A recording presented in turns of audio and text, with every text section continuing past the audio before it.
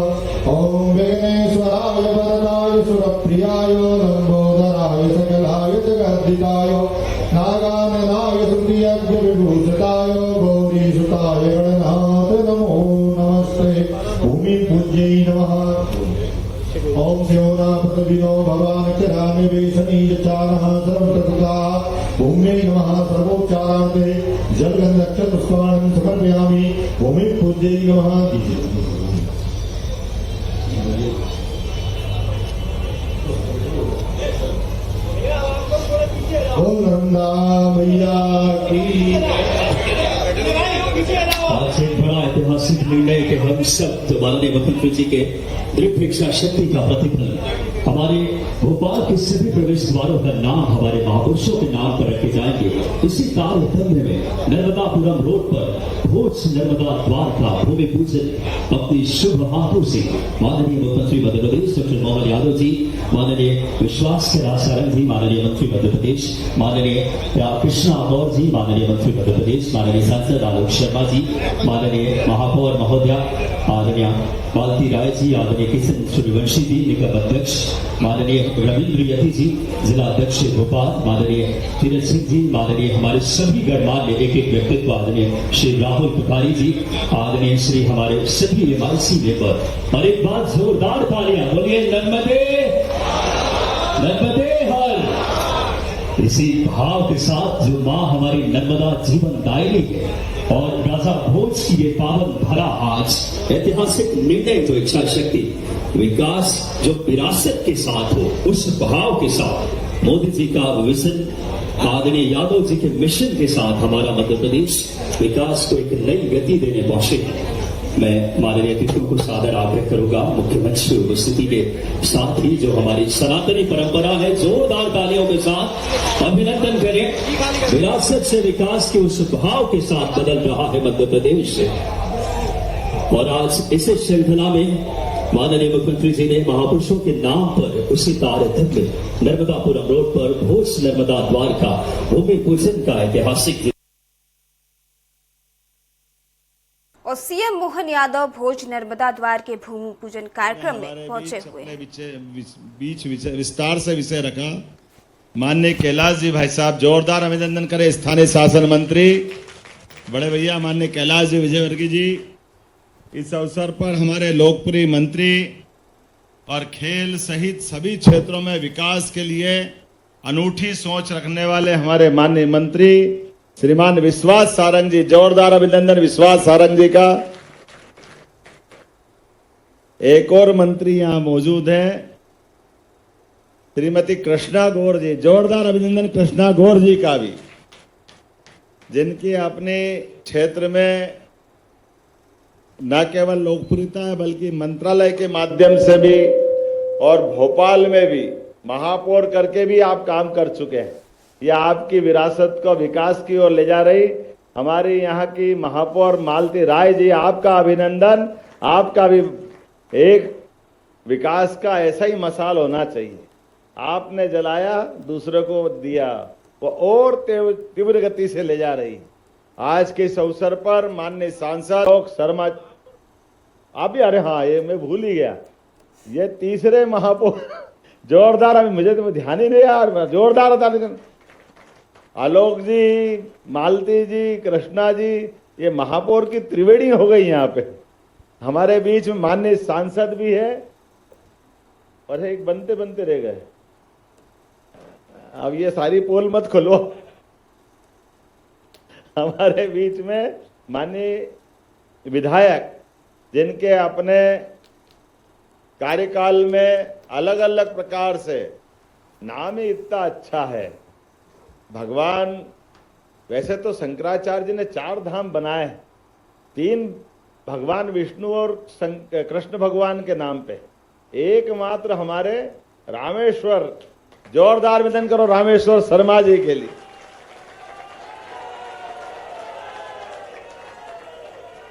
मैं आपके माध्यम से शंकराचार्य जी की वो अद्भुत सोच की तरफ देखता हूं।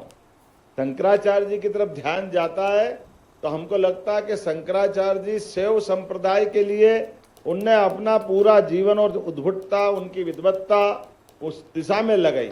लेकिन अगर हम पूरे देश के 4 धाम की तरफ ध्यान दें तो वाकई वो केवल रामेश्वरम को छोड़ करके जगन्नाथपुरी में भगवान कृष्ण, बलराम और सुभद्रा जी का मंदिर, रामेश्वर जी के बगल में देखो पश्चिम में द्वारका में भगवान कृष्ण का मंदिर, और बद्रीनाथ मंदाकिनी के किनारे जहां भगवान कृष्ण के अभिन्न मित्र उद्धव ने प्राण त्यागे, वो बद्रीनाथ जो हमारे लिए सीधे सीधे मोक्ष का द्वार जाना जाता है। ऐसे में वहां विष्णु भगवान के नाम पर, भगवान कृष्ण के नाम पर बद्रिका आश्रम की स्थापना की। मैं आज के इस अवसर पर हमारे माननीय विधायक भगवान दास सबनानी, जोरदार अभिनंदन करो। मैं 2 ही विधायक, ये माफ करना विश्वास भैया, कृष्णा जी और थोड़ा सा और कौन बचेंगे अपने में से। मैं इधर अंदर घुसता हूं तो जिधर जाऊं ये भगवान दास सबनानी जी का ही पूरा परिक्षेत्र दिखता है। कोई भी सरकारी बिल्डिंग, कुशाभाऊ ठाकरे, वल्लभ भवन में विधानसभा या हमारा श्यामला हिल्स, ये सब कुछ पश्चिम मध्य में आता। सीएम हाउस भी अब मैं इधर देखता हूं और जैसे कदम बाहर बढ़ाता हूं तो सब दूर हमारे रामेश्वर जी का हुजूर दिखाई देता है। ये हमारे लिए, मैं ये माया को समझना चाहता हूं। अपने लिए आज के इस अवसर पर मैं अपने मंच पर विराजमान माननीय सभापति सूर्यवंशी जी, जोरदार किशन भाई सूर्यवंशी, जब भी देखो मिलते रहो, हंसते रहते हैं, मस्ती से अपना काम करते रहते हैं, ऐसे मिलनसार। और पास में हमारे वरिष्ठ नेता, परिषद के समय से मेरे साथी जिला अध्यक्ष रविंद्र यति जी, आपका भी अभिनंदन, आपका भी स्वागत। एक और अध्यक्ष यहाँ बैठे हैं, हमारे ग्रामीण अध्यक्ष जिनके साथ कल हमने अपनी तिरंगा यात्रा निकाली, तीरथ दास जी मीणा, आपका भी अभिनंदन, आपका स्वागत है। जब यहाँ मैं एक साथ भोज और मां नर्मदा को जोड़ के देखता हूं तो सच में मां नर्मदा के पुत्र की तरह ही राजा भोज ने अपने शासनकाल का संचालन किया। और भोज के जीवन की इतनी सारी बातें हैं, इतनी अद्भुत अद्भुत बातें हैं कि मैं केवल एक उदाहरण दूंगा उनका, कि बचपन से कितने कुशाग्र थे, उनके जीवन का वो उदाहरण। ये थोड़े से उनके पिताजी की तरफ जाएंगे और हमारी गौरवशाली परंपरा को याद करो। राजा भोज के पिताजी सिंधुराज, और राजा भोज के पिताजी सिंधुराज की संतानें नहीं हो रही थी, उनकी आयु दिन ब दिन बढ़ती जा रही। शासनकाल तो अच्छा है, लेकिन जब संतान नहीं होती है तो चिंताएं आती कि राज्य को कौन संभालेगा, आगे मेरे वंश का क्या होगा। एक दिन वो जंगल से जा रहा है, जंगल में घास में एक छोटे रोते हुए बच्चे की आवाज आती। उस बच्चे को वो अपने पास लाते और लाने के बाद मान के चलते कि यही भगवान ने आशीर्वाद दिया, महाकाल का आशीर्वाद। वो उसको नाम भी घास के आधार पर मुंज देते हैं, राजा मुंज के नाम पर। और वो धीरे धीरे अपने बड़ा होकर के दरबार में ही उसको, जब वो बड़ा होकर के अपनी आयु पकड़ रहा था, इसी बीच उनके घर में भगवान के आशीर्वाद से राजा भोज का जन्म हो जाता, सिंधुराज का। अब दुविधा हो गई कि एक अपना गोदी लिया हुआ पुत्र जो मुंज से मिला हुआ, और दूसरा घर में भोज आ गया। लेकिन राजा सिंधुराज बड़े अपने आप में पुरुषार्थी और अपने कुछ इथिक्स को लेकर चलने वाले थे। उन्हें निर्णय किया कि मैं युवराज मुंज को बनाऊंगा और फिर काल ऐसा पलटा, कुछ दिन बाद युवराज राजा बन गए, सिंधुराज का अचानक निधन हो गया। अब जब राजा भोज बड़े हो रहे हैं, उनके युवराज बनने का मौका आया। इसी बीच मुंज डबल माइंड हो गए। यद्यपि मुंज का भी कार्यकाल बहुत बड़ा, बहुत बड़े लड़ाके, बड़े प्रभावशाली व्यक्तित्व के धनी, लेकिन अभी भोज तो 5-6 साल के ही हुए। लेकिन मुंज के दिमाग में आने लगा कि कैसे भी करके अब मेरे वंश का क्या होगा, अगर ये भोज को राजा बनूं तो फिर मेरा मतलब क्या रह गया। एक दिन उनने एक षड्यंत्र के अंतर्गत राजा भोज को अपने सेनापति को बुलवाया कि जाओ राज आज्ञा से इसका दूर जंगल में जाकर सिर काट लेना। और उसकी पद्धति ऐसी थी पहले राज आज्ञा की कि अगर सिर काटने की आज्ञा है और एकांत में काटना है तो उनको वापस उसको दिखाना भी पड़ता था कि आपके आज्ञा का पालन हो गया। अब ये बड़ा धर्म संकट हो गया सेनापति के सामने कि वो सेनापति राजा सिंधुराज के समय भी सेनापति थे, वो मुंज के समय भी बने, और उनको लगा कि ये भगवान कौन सी लीला है।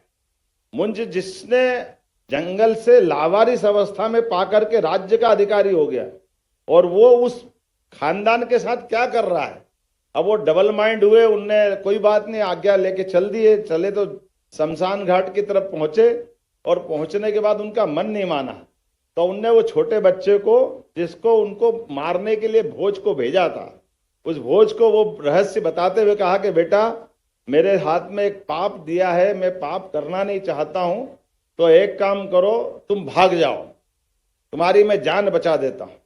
अब राजा भोज पूरी बात सुनते हैं, छोटे ही हैं, वो कहते क्यों क्या हो गया, वो सारी कहानी बताते कि मुझे आपको मार करके राजा को दिखाना है।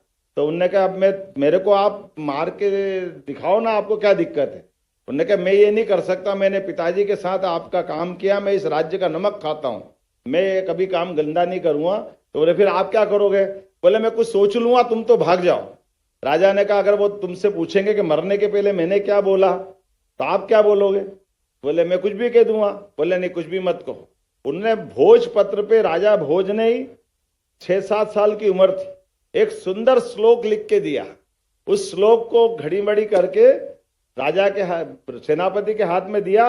उन्होंने कहा अब मैं जा रहा हूं, आप जो करो। आप क्या करोगे।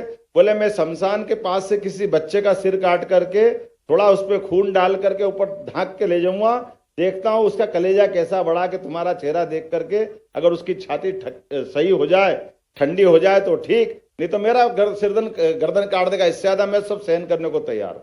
अब ये घटनाक्रम होता है कि वो उठ करके राजा को अपने मुंज के पास जाता सेनापति, और जब ये आज्ञा तो दे दी, लेकिन अंदर का परमात्मा भी तो बैठा है। अंदर से मुंज बहुत परेशान थे, और जैसे ही उनने सिर कटा आता देखा तो वो तलवार लेके दौड़े कि मैं अपने सिर काट लेता हूं। अब ये सेनापति के सामने दूसरा संकट हो गया। उन्होंने कहा क्या कर रहे हो महाराज। बोले मेरे को जिंदा रहने का अधिकार नहीं, जिसने इतना बड़ा राज्य मेरे को दिया और मैंने उनके बेटे के साथ अपना इतना बड़ा पाप कर दिया कि मैं इसका सिर काट के लिया है, मंगवा दिया मेरी आज्ञा से। अच्छा बताओ कि उसने कटने के पहले क्या बोला। तो उन्होंने कहा एक पत्र दिया। पत्र जब पढ़ के देखे तो पत्र का जो श्लोक लिखा हुआ था, उस श्लोक का भावार्थ हम सबके लिए काम आएगा। राजा भोज कितने बुद्धिमान थे। राजा भोज ने उस श्लोक का भावार्थ आपको संस्कृत वाले का बताता हूं। उनने लिखा कि इस धरती पर भगवान राम आए, उनने रामराज्य चलाया, लेकिन वो यहां से गए तो 1 इंच धरती का टुकड़ा नहीं ले जा पाए। भगवान कृष्ण आए, वो भी अपना सारा जीवन जिए, लेकिन इस पृथ्वी पे जितने भी लोग आए वो यहां से कुछ ले जाके स्वर्ग में अपने साथ नहीं ले जा पाए। लेकिन इस कलयुग में राजा मुंज आया है जो अपने साथ छाती पे बांध के ले जाएगा। ये जो भावार्थ जो पड़ा तो वही पछाड़े खा के गिर पड़ा, वो बड़ी मुश्किल से उठाया। उनने कहा इतने बुद्धिमान बच्चे के मैंने प्राण ले लिया, मैं तो बिल्कुल जीने को मेरा कोई एक क्षण इच्छा नहीं है।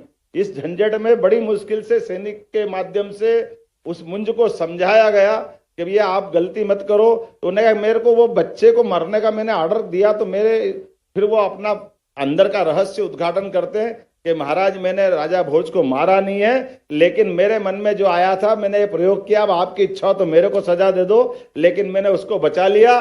जोरदार अभिनंदन करो हमारे अपने उस बुद्धिमान बालक की। और उस समय के शासन के सबसे बड़े पद पे बैठ के महामंत्री और सेनापति क्या निर्णय करते, कैसे व्यवस्था चलती है, इतनी उज्जवल परंपरा हमारी है। ऐसी भोज की एक नहीं कई सारी बातें मैं बता सकता हूं, लेकिन हमारे लिए दुर्भाग्य है कि हमारे लिए शिक्षा नीति 2020 के बाद अब अधिकार आया है कि भोज सहित हमारे सारे गौरवशाली पृष्ठों को हम अपने पाठ्यक्रम का हिस्सा बनाएं, ताकि स्कूल कॉलेज ऐसे कई विषयों में हमको जानकारी हो। ये सब बातें पहुंचना चाहिए, इसलिए हम अपने पाठ्य पुस्तक में भी उन सारे विषयों को लाएं।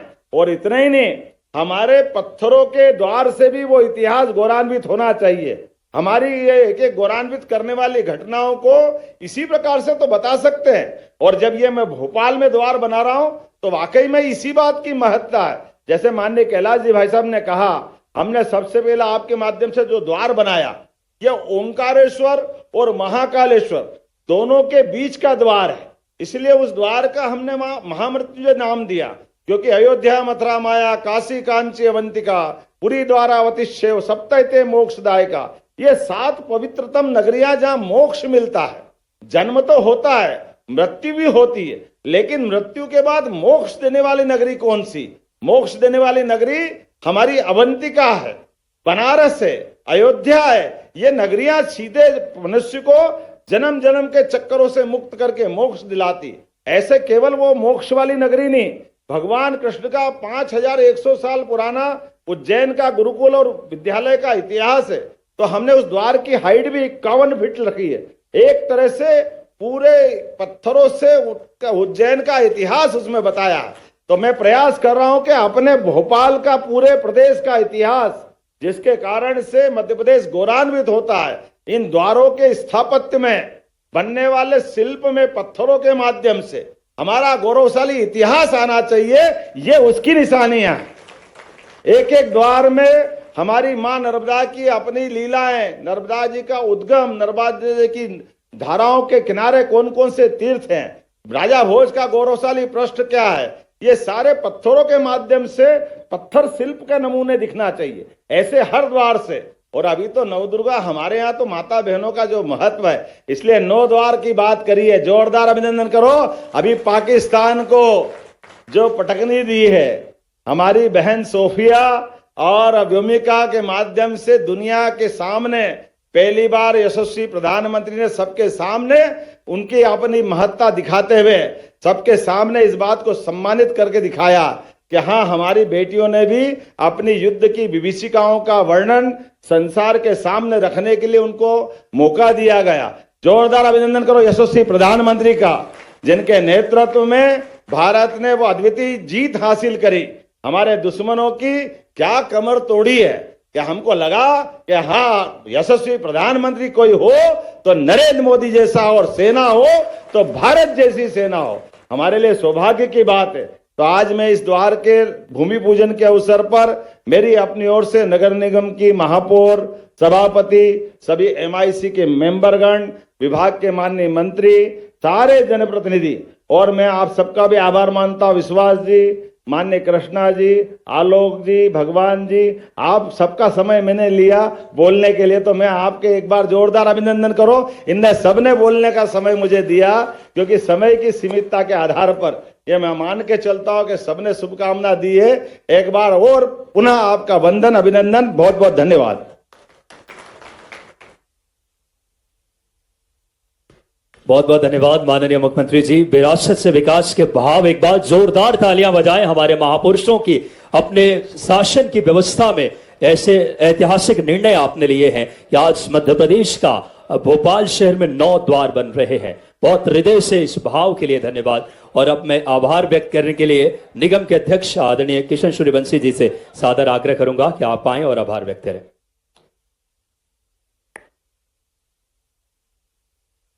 भोज और नर्मदा द्वार के भूमि पूजन और 10 मेगावाट के सोलर प्लांट के उद्घाटन समारोह में मध्य प्रदेश के हमारे यशस्वी और लोकप्रिय मुख्यमंत्री जी ने जो हमें समय प्रदान किया और अपना आशीर्वाद प्रदान किया, एक बार जोरदार ताली बजा करके उनका अभिनंदन भी करें और आभार भी करें। मैं आभार व्यक्त करता हूं मध्य प्रदेश के हमारे नगरीय प्रशासन मंत्री और भारतीय जनता पार्टी के वरिष्ठ नेता आदरणीय भाई साहब कैलाश विजयवर्गीय जी का। मैं आभार व्यक्त करता हूं मध्य प्रदेश के हमारे खेल एवं युवा कल्याण मंत्री आदरणीय विश्वास सारंग जी का। मैं आभार व्यक्त करता हूं भोपाल के हमारे बहुत ही लोकप्रिय सांसद भाई आलोक शर्मा जी का। मैं आभार व्यक्त कर रहा हूं इस क्षेत्र के लोकप्रिय यशस्वी विधायक पूर्व प्रोटेम स्पीकर आदरणीय रामेश्वर शर्मा जी का, जिन्होंने 9 में से 7 द्वार जिनकी विधानसभा में बनने वाले हैं। मैं ऐसे आदरणीय रामेश्वर भाई साहब का भी आभार व्यक्त करता हूं। मध्य प्रदेश भारतीय जनता पार्टी के प्रदेश के महामंत्री और दक्षिण पश्चिम के विधायक आदरणीय भगवान दास सबनानी भाई साहब का मैं हृदय से आभार व्यक्त करता हूं।